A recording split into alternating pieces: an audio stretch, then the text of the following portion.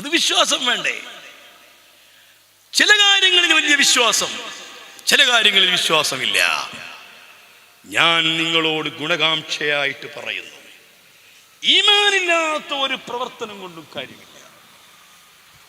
അല്ലാഹു നമുക്ക് ഈമാൻ നൽകുമാറാവട്ടെ. ഈമാൻ എന്ന് പറഞ്ഞാൽ അചഞ്ചലമായ ഉറപ്പ്, മാറ്റത്തിന് സാധ്യതയില്ലാത്ത ഉറപ്പ്. ഇനി ഞാൻ ഒന്ന് രണ്ട് കാര്യം നിങ്ങളെ ശ്രദ്ധയിൽപ്പെടുത്തുന്നു. ഉഹ്റവിയായ ആലിമീങ്ങള് ഇൽമു പറയുന്ന മജ്ലിസുൽ ഇൽമിന്റെ എല്ലാവിധ ബഹുമാനാദരവുകളും ഈ സദസ്സിന് അല്ലാഹു നൽകുമാറാകട്ടെ. നമ്മുടെ പാപങ്ങൾ അല്ലാഹു പുറത്തു തരട്ടെ. മലായികത്തിന്റെ പ്രാർത്ഥനകളിൽ അല്ലാഹു സാധുക്കളായ നമ്മെ ഉൾപ്പെടുത്തി തരട്ടെ. ഓ സഹോദരന്മാരെ, ഈ ദുനിയാവ് ഒരിക്കലും ഒരു പ്രതിഫലത്തിന്റെ വീടല്ല. നന്മ ചെയ്തവർക്ക് കൂലി കിട്ടുന്ന സ്ഥലമല്ല, തിന്മ ചെയ്തവർക്ക് പ്രതിഫലം കിട്ടുന്ന സ്ഥലമല്ല. ഏത് കുറ്റങ്ങൾ ചെയ്താലും, അക്രമങ്ങൾ ചെയ്താലും, എന്ത് തോന്നിവാസങ്ങൾ ചെയ്താലും അതിനൊക്കെ തക്കതായ ശിക്ഷ കൊടുക്കുന്ന ലോകം ഈ ലോകമല്ല. തെറ്റിദ്ധരിക്കണ്ട. നിസ്കരിച്ചില്ല എന്ന് കരുതി, അള്ളാഹുവിനെ നിഷേധിച്ചു എന്ന് കരുതി, മുത്തുനബിയെ നിന്ദിച്ചു എന്ന് കരുതി, ആലിമീങ്ങളെ കൊച്ചക്കി എന്ന് കരുതി, അക്രമങ്ങൾ ചെയ്തു എന്ന് കരുതി ഏത് ദുൽമ് ചെയ്താലും ആ ദുൽമിന് പൂർണ്ണമായ പ്രതിഫലം കൊടുക്കുന്നത് ഇവിടെയല്ല. ഞാൻ അങ്ങനെ ചെയ്തു എന്നിട്ട് എന്തേ ഇപ്പൊ സംഭവിച്ചത്? ഞാൻ എൻ്റെ ഉമ്മയെ ആക്രമിച്ചിട്ടുണ്ട്, എൻ്റെ ഉപ്പയെ വേദനിപ്പിച്ചിട്ടുണ്ട്, എൻ്റെ ഉസ്താദിനെ നിന്ദിച്ചിട്ടുണ്ട്, എൻ്റെ ഗുരുവിനെ നിസ്സാരപ്പെടുത്തിയിട്ടുണ്ട്, ഞാൻ കള്ളു കുടിച്ചിട്ടുണ്ട്, വ്യഭിചരിച്ചിട്ടുണ്ട്, പലിശ വാങ്ങിയിട്ടുണ്ട്, എല്ലാ തിന്മയും ചെയ്തിട്ടുണ്ട്, നൂറുകണക്കിന് കുരുന്നു കുഞ്ഞുങ്ങളെ കൊന്നിട്ടുണ്ട്. എന്നിട്ട് എന്തേ സംഭവിച്ചത്? ഞാൻ പറയുന്നു, ഒന്നും സംഭവിക്കൂല.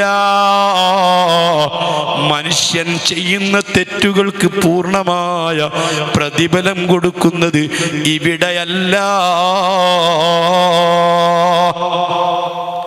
അതുകൊണ്ട് തന്നെ ആരും എന്ത് ദുൽമ ചെയ്താലും ഈ ദുനിയാവിൽ കഷ്ടപ്പെടുമെന്ന് കരുതണ്ട. ദുനിയാവ് ഒരു പ്രതിഫലത്തിന്റെ ലോകമല്ല, ചെയ്തിരിക്കുന്ന തിന്മകൾക്ക് പ്രതിഫലം കൊടുക്കുന്ന ലോകമല്ല. നിങ്ങൾ ഓർത്തു നോക്കൂ, ലക്ഷക്കണക്കിന് മനുഷ്യന്മാരെ കൂട്ടക്കുരുതി നടത്തിയിട്ടുള്ള ആളുകൾ സുഖലോലുപതയോടുകൂടെ ഇവിടെ ജീവിക്കുന്നില്ലേ? എത്ര ആളുകൾ അങ്ങനെ ജീവിച്ചു പോയി, സുഖിച്ചു പോയി. ഈ ദുനിയാവ് ഒരിക്കലും അങ്ങനെ പ്രതിഫലം കൊടുക്കുന്ന ഒരു സ്ഥലമല്ല. ഇനി തിരിച്ചോ, നന്മ ചെയ്തവർക്കും പ്രതിഫലം കൊടുക്കുന്ന സ്ഥലമല്ല.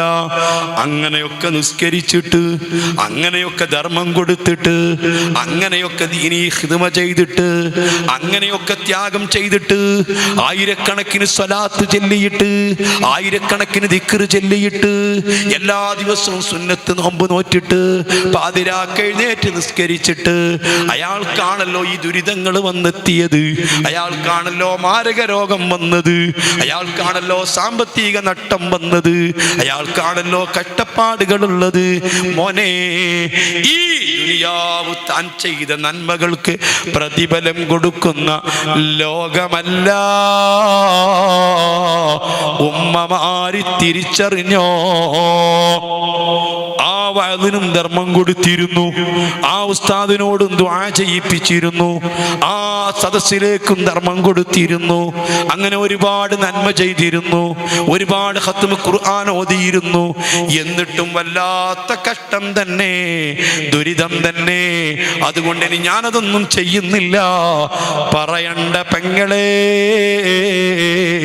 ഈ ദുനിയാവ് ഒരു പ്രതിഫലത്തിന്റെ വീട് അല്ല.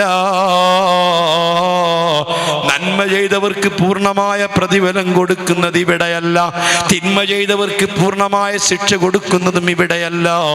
ഈ മനുഷ്യൻ ചെയ്യുന്ന നന്മക്കും തിന്മക്കും കൃത്യ കൃത്യമായ പ്രതിഫലം കൊടുക്കാൻ, നന്മ ചെയ്തവർക്ക് അതിന് പ്രതിഫലം കൊടുക്കാൻ, തിന്മ ചെയ്തവനെ കൃത്യമായിട്ട് ശിക്ഷിക്കാൻ, അതിനു വേണ്ടിയാണ് പടച്ച റബ്ബ് മരണം നിശ്ചയിച്ചിട്ടുള്ളത്. ഇന്നമാ കുല്ലു നഫ്സിൻ ദാഇഖത്തുൽ മൗതി, എല്ലാ ശരീരവും മരണം രുചിക്കും. എല്ലാവരും മരിക്കുന്നതെന്തിനാ? എല്ലാവർക്കും താൻ ചെയ്ത പ്രവർത്തനത്തിന് പ്രതിഫലം ലഭിക്കാനാ. മോനെ, ഈ വിഷയത്തിനൊന്നും തർക്കമില്ല. ബുദ്ധിയുള്ളവർക്കറിയാം ഏത് സൽക്കർമ്മം ചെയ്തവനും ഏത് ദുഷ്കർമ്മം ചെയ്തവനും കൃത്യമായ പ്രതിഫലം കൊടുക്കാൻ അല്ലാഹു സംവിധാനിച്ചതാണ് മോനെ മരണം. നീ ഓർത്തു നോക്കൂ. മുസ്ലിമീങ്ങളോടാണ് ഞാൻ സംസാരിക്കുന്നത്. വിശാലമായിട്ട് പറയാൻ സമയമില്ലാത്തത് കൊണ്ട് എല്ലാ വെള്ളിയാഴ്ചയും നിങ്ങളുടെ മഹല്ലത്തിലെ ഖതീബ് വെള്ളിയാഴ്ച ജുമുഅ നിസ്കാരത്തിന് നേതൃത്വം കൊടുക്കുമ്പോൾ ആ നിസ്കാരത്തിൽ ഓതി കേൾപ്പിക്കാറില്ലേ?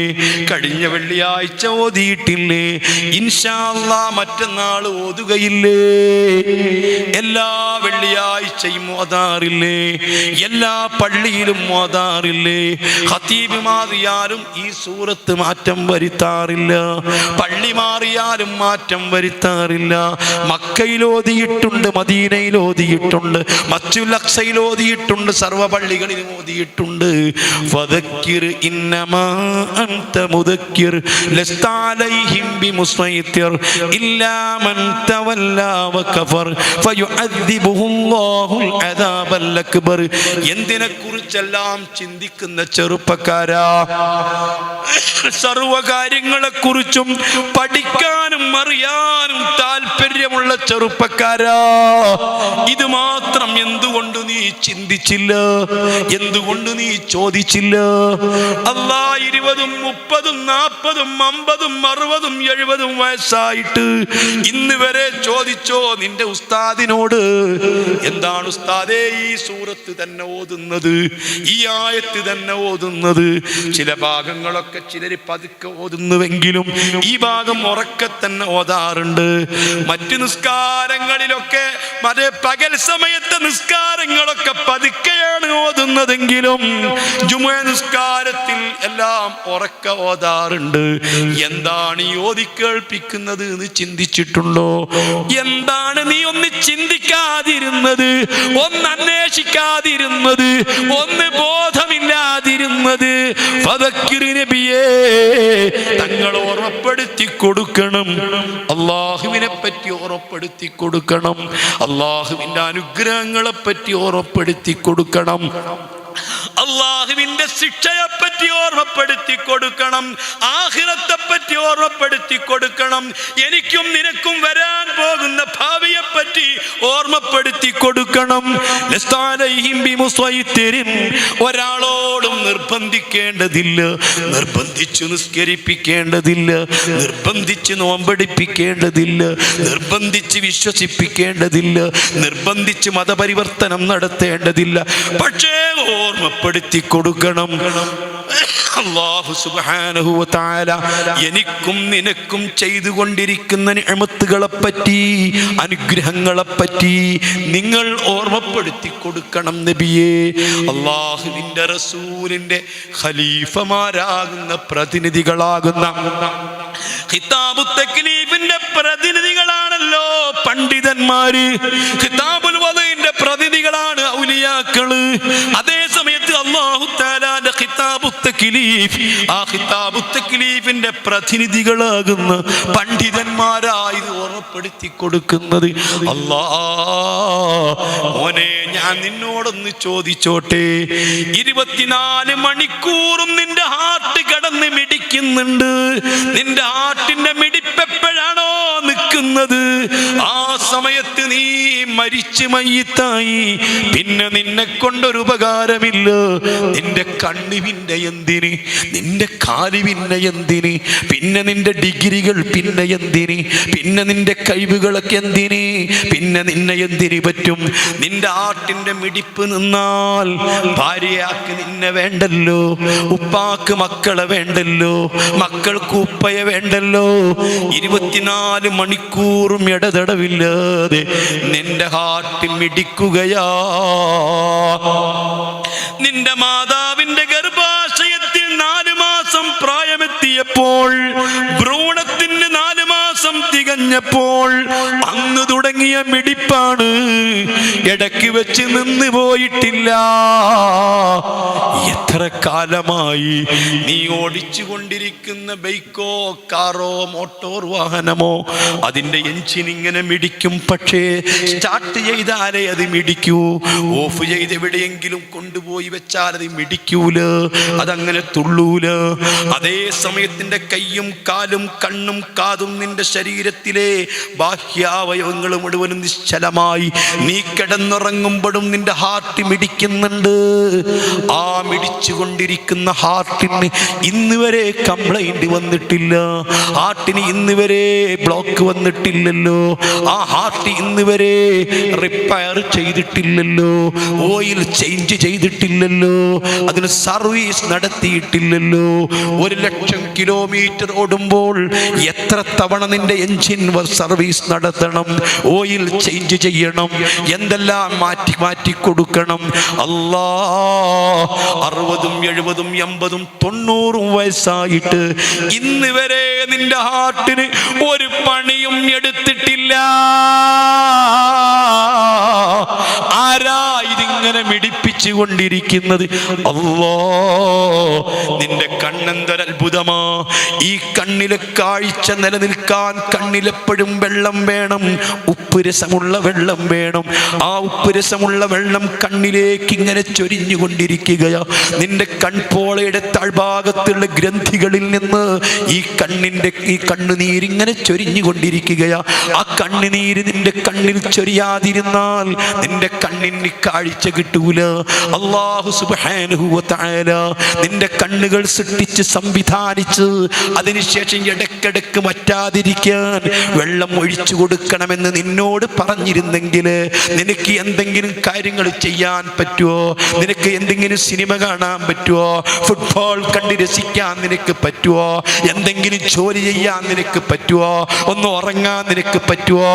അത് അല്ലാഹു സുബ്ഹാനഹു വ തആല അവന്റെ അപാരമായിരിക്കുന്ന അനുഗ്രഹം കൊണ്ട് കൃത്യമായിട്ട് കൺപോളയുടെ താഴ്ഭാഗത്തുള്ള ഗ്രന്ഥികളിൽ നിന്നിങ്ങനെ ചൊരിഞ്ഞുകൊണ്ടിരിക്കുകയാ. എന്തൊരു അനുഗ്രഹങ്ങളാ! ആ റബ്ബിനെ പറ്റി തങ്ങൾ പറഞ്ഞു കൊടുക്കണം, റബ്ബിന്റെ അനുഗ്രഹങ്ങൾ ഓർമ്മപ്പെടുത്തി കൊടുക്കണം. അല്ലാ, നല്ല ഇരുമ്പ് പോലത്തെ ശരീരമാ, നിനക്ക് തുള്ളാൻ പറ്റുന്നു, ഓടാൻ പറ്റുന്നു, ചടാൻ പറ്റുന്നു, മണിക്കൂറുകളോളം സാഹസികമായ പലതും ചെയ്യാൻ നിന്നെ കൊണ്ട് പറ്റുന്നു. നിന്റെ ശരീരം നല്ല മെയ്വയക്കമുണ്ട്, ഉദ്ദേശിച്ചതുപോലെയൊക്കെ തിരിയാൻ പറ്റുന്നു, അറിയാൻ പറ്റുന്നു. എന്തെല്ലാം നിനക്ക് ചെയ്യാൻ കഴിയുന്നുണ്ട്. എന്തൊക്കെ മികവുകളാ നീ പലരോടും പറയുന്നത്, എന്തൊക്കെ എനിക്ക് ചെയ്യാൻ പറ്റുമെന്ന ബിംബാ നീ ഇളക്കുന്നത്. ആരാ ഇതൊക്കെ നിന്റെ ശരീരത്തിൽ സംവിധാനിച്ചത്? അല്ലാ, അല്ലാ. ഓടിച്ചുകൊണ്ടിരിക്കുന്ന ബൈക്കിന് ഒരു മൈലേജ് കിട്ടാൻ 30-35 കിലോമീറ്ററാ നിന്റെ ബൈക്കിന് മൈലേജ് കിട്ടുന്നതെങ്കിൽ നിന്റെ കാറിന് 10-20 കിലോമീറ്ററാണ് 1 ലിറ്റർ പെട്രോളിന് മൈലേജ് കിട്ടുന്നതെങ്കിൽ നിന്റെ ഈ ഹാർട്ട് ഇങ്ങനെ പ്രവർത്തിക്കാൻ അതിലേക്ക് ശരിക്കും ഓയിൽ കൊടുക്കുന്നുണ്ട്. അതാണല്ലോ നിന്റെ രക്തം. ഈ രക്തം എത്രയാണെന്നറിയോ? ഒരു ദിവസം 209 ലിറ്ററോളം രക്തം നിന്റെ ഹാർട്ടിലേക്ക് ഇങ്ങനെ പമ്പ് ചെയ്യേണ്ടതുണ്ട്. ഒരു മനുഷ്യന്റെ ശരീരത്തിലാകെ 6-7 ലിറ്റർ രക്തമേ സൂക്ഷിപ്പുള്ളൂ. അത് വീണ്ടും അല്ലാഹു സുബ്ഹാനഹു വ തആല 209 ലിറ്റർ രക്തമായിട്ട് ഓരോ ദിവസവും അതിങ്ങനെ നികത്തിക്കൊണ്ട് പോകുന്നത്. 2 കിഡ്നികളെ സൃഷ്ടിച്ചിട്ട് ആ കിഡ്നികൾ വീണ്ടും വീണ്ടും വീണ്ടും ശുദ്ധീകരിച്ചുകൊണ്ട് നിന്റെ ഹാർട്ടിലേക്ക് സപ്ലൈ ചെയ്തുകൊണ്ടിരിക്കുകയാ. ഇതൊക്കെ എന്തുമാത്രം വലിയ നിഅമത്തുകളാ, എന്തുമാത്രം വലിയ അനുഗ്രഹങ്ങളാ. ഇതെങ്ങാനും പടച്ച റബ്ബൊന്ന് നിർത്തിവെച്ചാല്, നിന്റെ കിഡ്നി രണ്ടുമൊന്ന് വീക്കായി പോയാല്, യഥാർത്ഥത്തിൽ നിനക്കൊരു കിഡ്നി വേണ്ട, അര കിഡ്നി വേണ്ട, ഒരു കിഡ്നി മുഴുവനും വീക്കായിട്ട് രണ്ടാം കിഡ്നി അതിന്റെ 60% വീക്കായി 40% മാത്രം പ്രവർത്തിക്കുന്ന ആളുകൾ, അവർ ആരോഗ്യവാന്മാരായിട്ട് ജീവിക്കുന്നുണ്ടല്ലോ, അവർ കാര്യങ്ങളൊക്കെ നിർവഹിക്കുന്നുണ്ടല്ലോ. അതേ സമയത്ത് മോനെ, ഈ കിഡ്നി എത്ര വലിയ പ്രവർത്തനമാ നടത്തുന്നത്. സർവാധിനാഥനായ റബ്ബുൽ ഇസ്സത്ത് നിന്റെ ഹൃദയത്തിന്റെ തൊട്ട് പിറകിലെന്നോണം 2 പയറ്റിന്റെ കുരു പോലെ 2 കിഡ്നി അല്ലാഹു സൃഷ്ടിച്ച് സംവിധാനിച്ചു. അതിന്റെ പ്രവർത്തനമായി നടന്നുകൊണ്ടിരിക്കുന്നത്. ഇന്ന് കേരളത്തിൽ ഏറ്റവും കൂടുതൽ രോഗികൾ ഇതാ ഡയാലിസ് ചെയ്തുകൊണ്ടിരിക്കുന്നത് ഈ 2 കിഡ്നിയും വീക്കായതിന്റെ പേരിലാ. ഇതൊക്കെ എനിക്കുമുണ്ട്, നിങ്ങൾക്കുമുണ്ട്. എൻ്റെ കിഡ്നിയും ഇപ്പോൾ പ്രവർത്തിക്കുന്നുണ്ട്, നിങ്ങളെ കിഡ്നിയും പ്രവർത്തിക്കുന്നുണ്ട്. ഇതെല്ലാം ചെയ്യുന്ന റബ്ബിനെ പറ്റി നിങ്ങൾ ഓർമ്മപ്പെടുത്തി കൊടുക്ക് നബിയേ. ഒരിക്കലും നിങ്ങൾ നിർബന്ധിക്കേണ്ടതില്ല. അള്ളാഹുവിൻ്റെ ശിക്ഷയെപ്പറ്റി ഓർമ്മപ്പെടുത്തി കൊടുക്കണം, മരണത്തെപ്പറ്റി ഓർമ്മപ്പെടുത്തി കൊടുക്കണം, മരണത്തിന് ശേഷം ഖബറിനെ പറ്റി നിങ്ങൾ ഓർമ്മപ്പെടുത്തി കൊടുക്കണം, അതിനുശേഷം നിങ്ങൾ ഉയർത്തെഴുന്നേൽപ്പിനെ പറ്റി ഓർമ്മപ്പെടുത്തി കൊടുക്കണം, അതിനുശേഷം നിങ്ങളെ മഹ്ശറയെ പറ്റി ഓർമ്മപ്പെടുത്തി കൊടുക്കണം, അതിനുശേഷം വിചാരണയെ പറ്റി ഓർമ്മപ്പെടുത്തി കൊടുക്കണം, അതിനുശേഷം നിങ്ങളെ പാലം ഓർമ്മപ്പെടുത്തി കൊടുക്കണം. ഇങ്ങനെ നിങ്ങൾ ഓർമ്മപ്പെടുത്തി കൊടുക്കുക, ആരെയും നിർബന്ധിക്കണ്ട. പക്ഷേ ഒരു കാര്യമുണ്ട്, ഇല്ലാമൻ തവല്ല വകഫറ. ഇതെല്ലാം ഓർമ്മപ്പെടുത്തി കൊടുത്തിട്ട്, റബ്ബിനെ പറ്റി ഓർമ്മപ്പെടുത്തി കൊടുത്തിട്ട്, അല്ലാഹ് കോടിക്കണക്കിന് മനുഷ്യന്മാരെ നീ കാണുന്നു, ആയിരക്കണക്കിന് ആളുകൾക്ക് 2 കണ്ണിനും കാഴ്ച കൊടുത്തുകൊണ്ട് റബ്ബ് പടക്കുമ്പോൾ 1000-ൽ ഒരുത്തൻ കണ്ണിന് കാഴ്ച ഇല്ലാതെ സൃഷ്ടിച്ചത് നിങ്ങൾ കണ്ടിട്ടില്ലേ?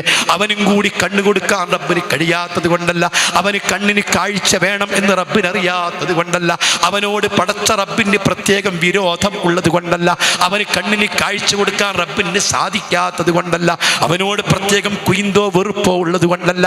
ആയിരക്കണക്കിന് ആളുകൾക്ക് 2 കണ്ണിന് കാഴ്ച കൊടുത്തുകൊണ്ട് സൃഷ്ടിക്കുമ്പോൾ ആ കണ്ണിന്റെ കാഴ്ചയുടെ ശക്തിയും അതിന്റെ പ്രത്യേകതയും മനസ്സിലാക്കാൻ വേണ്ടിയാ ഒരുത്തരെ കണ്ണുകൂടാതെ സൃഷ്ടിക്കുന്നത്, കാഴ്ച ശക്തി ഇല്ലാതെ സൃഷ്ടിച്ചത്. കാഴ്ചയില്ല എങ്കിൽ ഈ പ്രപഞ്ചത്തിന്റെ സൗന്ദര്യം കാണാൻ പറ്റുമോ? താൻ കഴിക്കുന്ന ഭക്ഷണത്തിന്റെ വർണ്ണം കാണാൻ പറ്റുമോ? താൻ ജന്മം കൊടുത്ത കുഞ്ഞിന്റെ മുഖമൊന്ന് കാണാൻ പറ്റുമോ? മാതൃത്വം തുളുമ്പുന്ന ഉമ്മാന്റെ മുഖത്ത് നോക്കിയിട്ട് ഉമ്മ എന്നൊന്ന് വിളിക്കാൻ പറ്റുമോ? തൻ്റെ പ്രിയപ്പെട്ട ഭാര്യയുടെ മുഖമൊന്ന് കാണാൻ പറ്റുമോ? എന്തെങ്കിലും കാണാൻ പറ്റുമോ? അത് മനസ്സിലാക്കാനായി കണ്ണിന് കാഴ്ച റബ്ബ് കൊടുക്കാതിരുന്നത്. ആയിരക്കണക്കിന് ആളുകൾക്ക് 2 കൈകൾക്ക് സ്വാധീനം കൊടുത്തുകൊണ്ട് പടക്കുമ്പോൾ 1000-ൽ ഒരുത്തനെ നിങ്ങൾ കണ്ടിട്ടില്ലേ? കൈ പൊക്കാൻ പറ്റാതെ, 2 കൈകൾക്ക് സ്വാധീനമില്ലാതെ ഒരു ഗ്ലാസ് വെള്ളം ചുണ്ടോടടുപ്പിക്കാൻ പറ്റുമോ? ഒന്ന് മലമൂത്ര വിസർജനം ചെയ്താൽ ഒന്ന് മനോഹരം ചെയ്യാൻ പറ്റുമോ? ഒന്ന് വൃത്തിയാക്കാൻ പറ്റുമോ? ശത്രുവിനെ ഒന്ന് തൊഴിക്കാൻ പറ്റുമോ? മിത്രത്തെ ഒന്ന് തഴുകാൻ പറ്റുമോ? തൻ്റെ പ്രിയപ്പെട്ട കുഞ്ഞിനെ ഒന്ന് വാരിയെടുത്തുമ്മ വയ്ക്കാൻ പറ്റുമോ? ഈ 2 കൈകൾക്ക് സ്വാധീനമില്ലെങ്കിൽ ഇത് മനസ്സിലാക്കാനാ 2 കൈകൾക്ക് സ്വാധീനം കൊടുക്കാതെ ചിലരെങ്കിലും അള്ളാഹു സൃഷ്ടിച്ചിട്ടുള്ളത്. ചിലരെ അള്ളാഹു തല കിടന്ന കിടത്തത്തിന് എഴുന്നേൽക്കാൻ പറ്റാതെ സൃഷ്ടിച്ചത്. ചില ആളുകളെ ഏതെല്ലാം രൂപത്തിലാ റബ്ബ് സൃഷ്ടിച്ചത്. എപ്പോഴെങ്കിലും നിനക്ക് ടൈം കിട്ടുമെങ്കിൽ, നിനക്ക് സൗകര്യപ്പെടുമെങ്കിൽ കോഴിക്കോട് മെഡിക്കൽ കോളേജിലേക്ക് നീ ഒന്ന് പോയി നോക്കുക, അതുപോലെ സൂപ്പർ സ്പെഷ്യാലിറ്റി ഹോസ്പിറ്റലിൽ നീ ഒന്ന് പോയി നോക്കുക. ഏതെല്ലാം രോഗികളാ അവിടെയൊക്കെ കിടക്കുന്നത്. അല്ലാഹ് നെടുവീർപ്പെട്ടിട്ട് ഒന്ന് ഉറങ്ങിയെങ്കിൽ എന്ന് ചിന്തിക്കുന്ന എത്ര രോഗികളുണ്ട്. ഒന്ന് മൂത്രം താഴേക്ക് പോയെങ്കിൽ ചിന്തിക്കുന്ന എത്ര രോഗികളുണ്ട്. ഒന്ന് ഭക്ഷണം കഴിക്കാൻ പറ്റിയെങ്കിൽ എന്ന് പറയുന്ന എത്ര രോഗികളുണ്ട്. അല്ലാഹ് കിടുങ്ങണ്ടും വീക്കായതിൻ്റെ പേരിൽ ഒന്ന് ദാഹം തീർത്ത് വെള്ളം കുടിക്കാൻ പറ്റിയെങ്കിൽ എന്ന് ചിന്തിക്കുന്ന എത്ര രോഗികളുണ്ട്. ഇതെല്ലാം പടച്ച റബ്ബിൻ്റെ അനുഗ്രഹങ്ങളെ പറ്റി നിങ്ങൾക്ക് ബോധ്യപ്പെടുത്താനാണ്. ഇങ്ങനെയൊക്കെ നിങ്ങൾക്ക് ബോധ്യപ്പെടുത്തിയിട്ടും റബ്ബിൻ്റെ അനുഗ്രഹങ്ങൾ മനസ്സിലാക്കിയിട്ടും റബ്ബിനെ പറ്റി നിങ്ങൾക്ക് മനസ്സിലാക്കി തന്നിട്ടും അതൊന്നും ചിന്തിക്കാതെ, അതൊന്നും മനസ്സിലാക്കാതെ, അതിനെക്കുറിച്ച് ഓർക്കാതെ ഇല്ലാമൻ തവല്ലാ വകഫറ, അതിനെ തൊട്ടൊക്കെ പിന്തിരിയുകയും മുഖം തിരിഞ്ഞു നിൽക്കുകയും വകഫറ, നിഷേധിക്കുകയും നന്ദിയില്ലാതെ ജീവിക്കുകയും ചെയ്യുന്ന മനുഷ്യൻ നിസ്കരിച്ചില്ലെങ്കിൽ എന്താ, നോമ്പെടുത്തില്ലെങ്കിൽ എന്താ, അള്ളാഹുവിനെ പറ്റി പഠിച്ചില്ലെങ്കിൽ എന്താ, റബ്ബിനെ പറ്റി ചിന്തിച്ചില്ലെങ്കിൽ എന്താ, റബ്ബിന്റെ അനുഗ്രഹങ്ങൾക്ക് നന്ദി ചെയ്തില്ലെങ്കിൽ എന്താ, ഇതൊന്നുമൊക്കെ നിഷേധിച്ചാൽ എന്താ? ധിക്കാരത്തോടുകൂടി പറയുന്ന പലരുമില്ലയോ? ഓർമ്മപ്പെടുത്തി കൊടുത്തോ? ഫയുഅദ്ദിബുല്ലാ, അല്ലാഹുൽ അദാബൽ അക്ബർ, അവനെ ഏറ്റവും വലിയ ശിക്ഷയായിരിക്കും റബ്ബ് ശിക്ഷിക്കുന്നത്. റബ്ബിനെ പോലെ ശിക്ഷിക്കുന്നവരില്ല. വലാ യുഅദ്ദിബു അദാബഹു അഹദ്, റബ്ബ് ശിക്ഷിക്കുന്നത് പോലെ ശിക്ഷിക്കാൻ ഒരാൾക്കും കഴിയില്ല. ഗോണ്ടനാമോ ചെയിനെ കുറിച്ച് കേട്ടിട്ടുണ്ടാകും, അബൂ ഖുറൈബ് ചെയിനെ കുറിച്ച് കേട്ടിട്ടുണ്ടാകും, ഹിറ്റ്ലറുടെ ചെയിനെ കുറിച്ച് കേട്ടിട്ടുണ്ടാകും, മൊസോളിനിയുടെ ശിക്ഷയെ കുറിച്ച് കേട്ടിട്ടുണ്ടാകും. അതാ ഇസ്രായേലിന്റെ കിരാതന്മാരായ പട്ടാളക്കാര് കാട്ടിക്കൂട്ട നിഷ്കരണമായ ശിക്ഷകളെ കുറിച്ച് കേട്ടിട്ടുണ്ടാകും. പക്ഷെ റബ്ബിന്റെ ശിക്ഷ പോലത്തെ ഒരു ശിക്ഷയില്ല. പറഞ്ഞു കൊടുക്ക് നബിയേ, നിസ്കരിക്കാൻ വരുന്നവർക്ക് പറഞ്ഞു കൊടുക്ക് നബിയേ, മുസ്ലിം ഉമ്മത്തിന് പറഞ്ഞു കൊടുക്ക് നബിയേ. അശ്ഹദു അല്ലാ ഇലാഹ ഇല്ലല്ലാഹ് വഅശ്ഹദു അന്ന മുഹമ്മദർ റസൂലുള്ളാഹ് എന്ന് വിശ്വസിക്കുന്ന മുസ്ലിമീങ്ങൾക്ക് പറഞ്ഞു കൊടുക്ക് നബിയേ. മുഹമ്മദ് എന്നും മുഹമ്മദ് എന്നും റിയാസ് എന്നും നിയാസ് എന്നും ഇസ്ലാമിന്റെ സുന്ദരമായ പേരുകൾ സ്വീകരിച്ച് മുസ്ലിം തറവാട്ടിൽ ജനിച്ചിട്ട് മുസ്ലിം തറവാട്ടിൽ നിന്ന് പെണ്ണ് കെട്ടിയിട്ട് ഇസ്ലാമിക സംസ്കാരം ഉൾക്കൊള്ളുന്ന അവകാശപ്പെടുന്ന മുസ്ലിം ചെറുപ്പക്കാർക്ക് പറഞ്ഞു കൊടുക്ക് നബിയേ. ഇന്ന ഇലൈനാ ഇയാബഹും സുമ്മ ഇന്ന അലൈനാ ഹിസാബഹും, എല്ലാവരും നമ്മിലേക്ക് മടങ്ങി വരുന്നതാ, തിരിച്ചു വരുന്നതാ. ഒരാളും തിരിച്ചു വരാത്തതില്ല, ഒരാളും മടക്കി വിളിക്കാത്തതില്ല. ആരാ കൂട്ടരെ ലോകത്ത് മടങ്ങിപ്പോകാത്തത്? ലോകം മടക്കി ഭരിച്ചിരുന്ന ബുഖ്തനസർ മടങ്ങിപ്പോയില്ലേ? നമ്രൂദ് മടങ്ങിപ്പോയില്ലേ? 20,000-ഓളം ചെറിയ കുരുന്നു കുഞ്ഞുങ്ങളെ നിഷ്കരണം കൊലപ്പെടുത്തിയിട്ടുള്ള റംസീസ് രണ്ടാമൻ മടങ്ങിപ്പോയില്ലേ? 300 കൊല്ലം ലോകത്ത് ജീവിച്ചിട്ട് ഒരു തലവേദന വന്നിട്ടില്ല, പല്ലുവേദന വന്നിട്ടില്ല, ഒരു രോമം നരച്ചിട്ടില്ല, ഒരു ക്ഷീണം വന്നിട്ടില്ല, ഒരു അസുഖവും വന്നിട്ടില്ല. അതുകൊണ്ട് ഞാനാണ് ഏറ്റവും റബ്ബെന്ന് വാദിച്ച റംസീസ് തിരിച്ചു പോയില്ലേ? ലക്ഷക്കണക്കിന് മനുഷ്യന്മാരെ നിഷ്കരണം കൊന്നൊടുക്കിയിട്ടുള്ളൂ. ഹിറ്റ്ലർ മടങ്ങിപ്പോയിട്ടില്ലേ? മൊസോളിനി മടങ്ങിപ്പോയിട്ടില്ലേ? ആരാ ഇവിടെ മടങ്ങിപ്പോകാത്തത്? ഇന്ന ഇലൈനാ ഇയാബഹും, എല്ലാവരും നമ്മിലേക്ക് തിരിച്ചു വരും. ഏത് ധിക്കാരിയും തിരിച്ചു വരും, ഏത് കൊലകൊമ്പനും തിരിച്ചു വരും, ഏത് അക്രമിയും തിരിച്ചു വരും, ഏത് മുതലാളിയും തിരിച്ചു വരും, ഏത് വില്ലാളി വീരനും തിരിച്ചു വരും. തിരിച്ചു വന്നാൽ എല്ലാവരോടും കൃത്യമായി കണക്ക് ചോദിക്കുന്നതാ.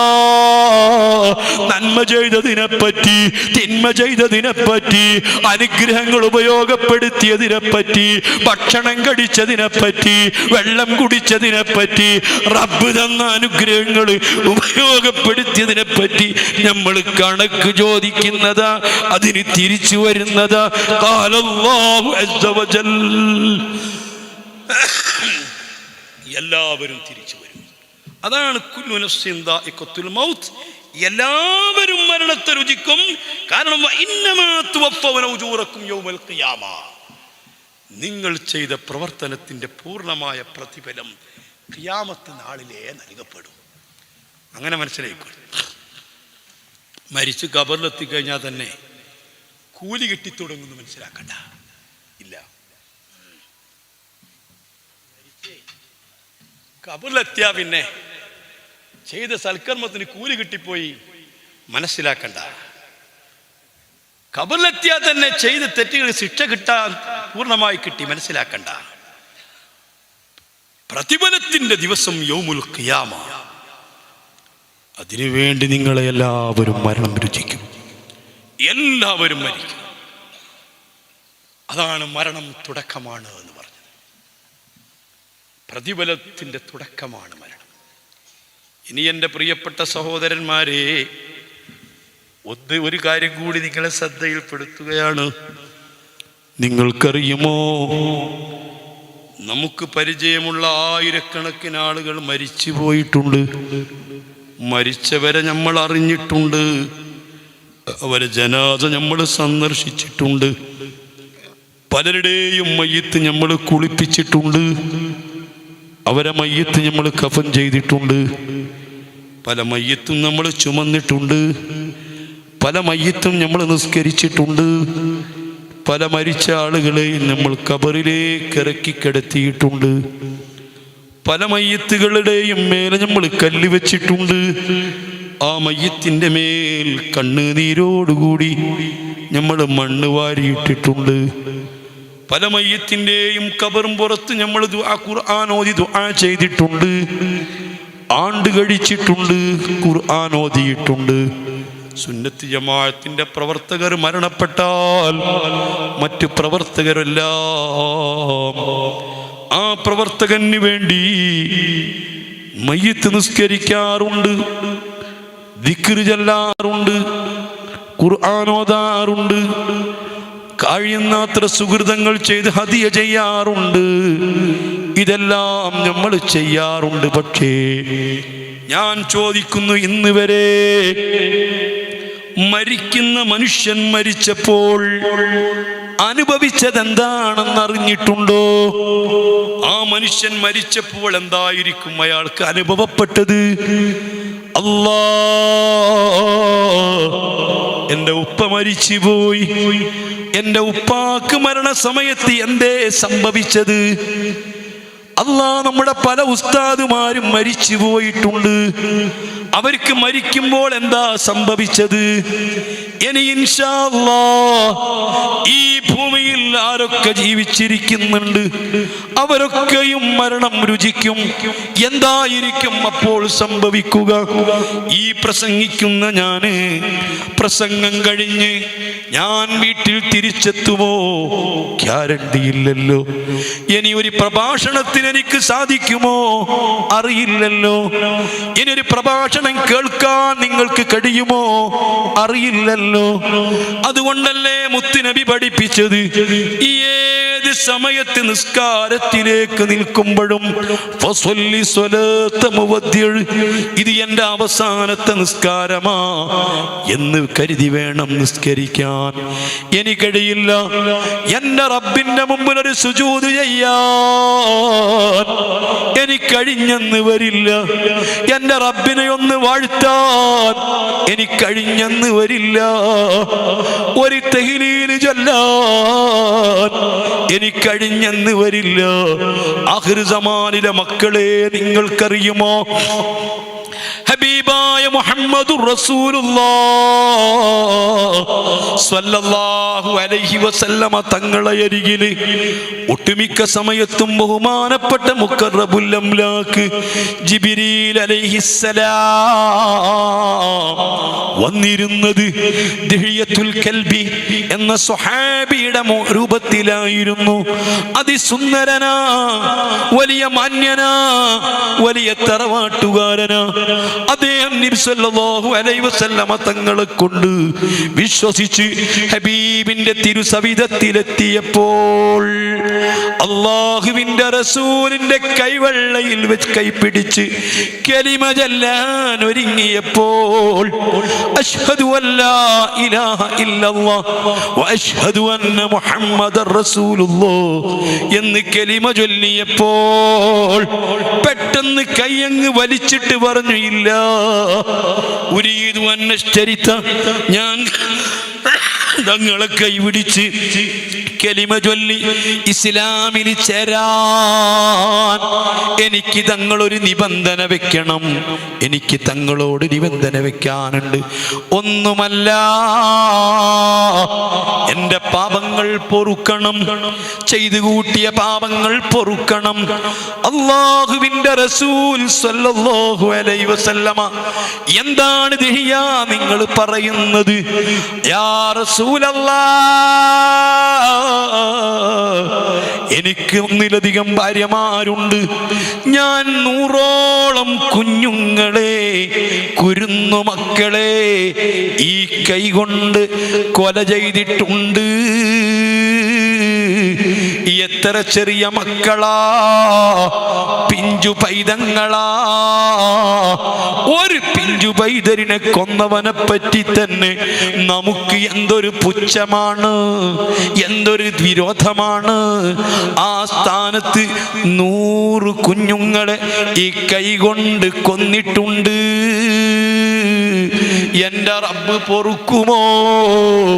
പൊറുക്കുമെന്ന് തങ്ങൾ ഉറപ്പ് തന്നെങ്കിലല്ലാതെ ഞാൻ കലിമ ചൊല്ലൂല.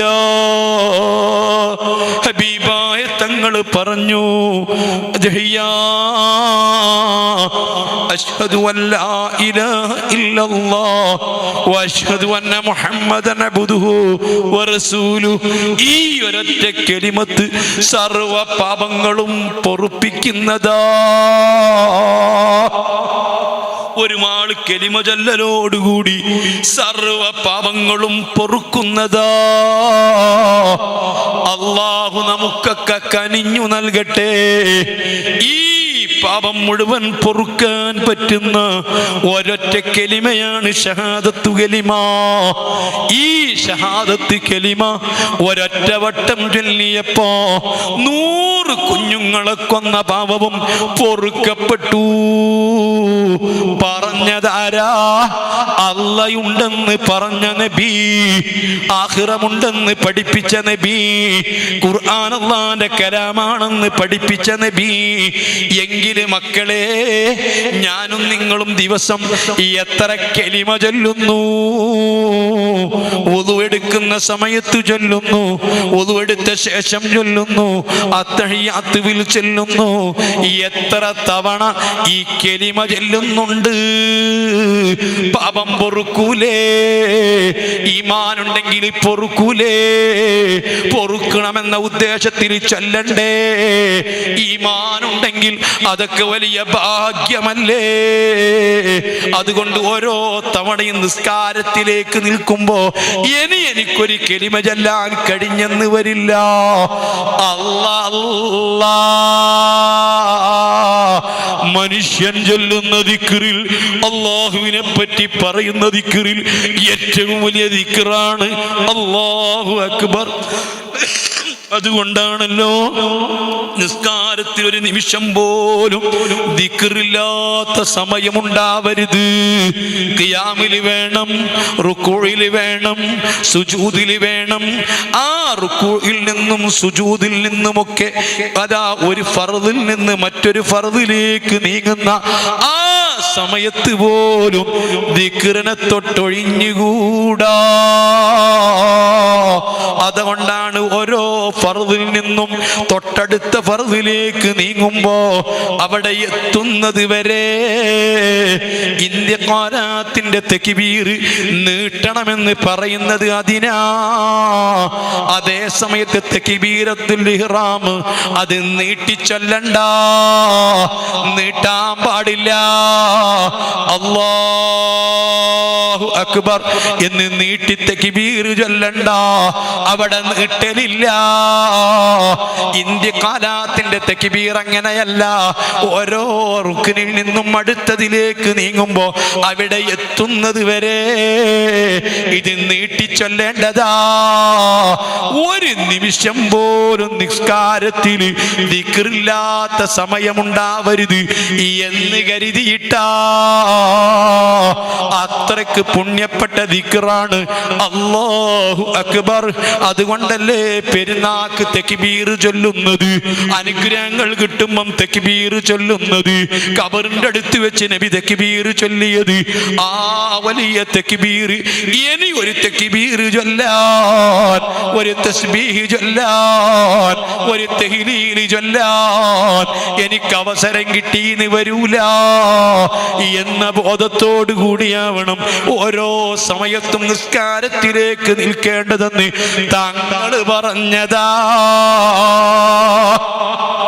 നിസ്കാരം അല്പം നീണ്ടുപോയി, അല്പം കൂടിപ്പോയി എന്ന് തോന്നൂല.